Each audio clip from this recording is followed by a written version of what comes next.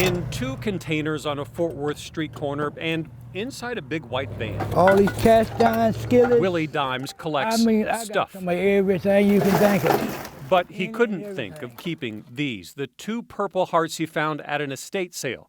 So he asked me for help. He may still be alive, I don't know. But the only clue to who that person might be was a letter inside the case written by someone named Mary Reece in Duluth, Minnesota, way back in 1979.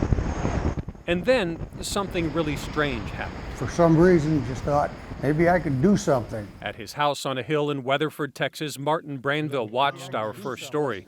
And so I made a phone call. A phone call to a friend in Duluth, asking if he knew anyone named Mary Reece. So And they did. that's when I called you and said, mystery solved.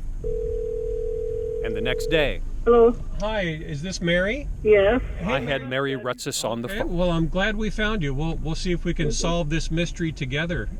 All right. Thank you. Thank you. She told me the Purple Hearts belonged to her ex-husband, a Vietnam War veteran named Christian Reece, but they divorced more than 40 years ago.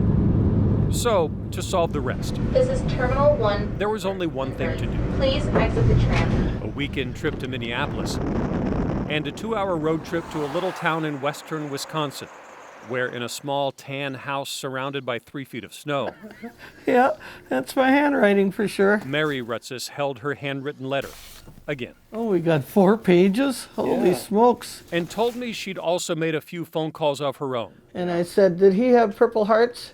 She said, yes, and we can't find them. I said, well, we found them now.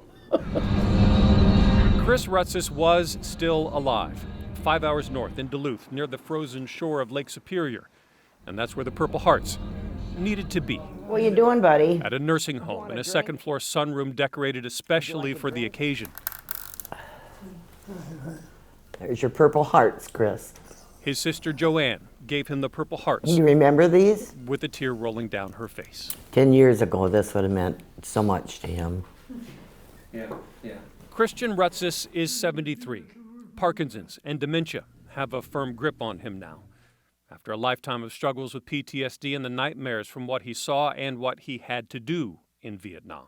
When his son was born, he couldn't hold the baby because of things he had to do over there.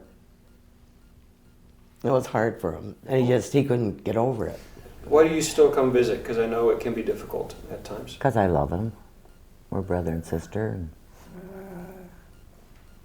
I'll just be there till the end. But even with an end drawing near, with the Purple Hearts back in hand, this is a family Now you're smiling. that can still find joy. Are there still good moments like this? Oh, yeah. Oh, yeah. And a good moment deserves a good celebration, Yeah, we're going back to the party, Chris. including a cake with one more very big Purple Heart. He was very proud that he What do you served. think, Chris? Very proud. Does it really mean something to you to get him back? Absolutely. Absolutely. It's the completion of his life. Chew it up, buddy. A life with 2 of its most important pieces returned thanks to Willie Dimes back in Fort Worth. Special guy, only thing I can say, with 2 Purple Hearts. Yeah, it's just the best thing ever. That's a good person. How wonderful of him. What a good heart.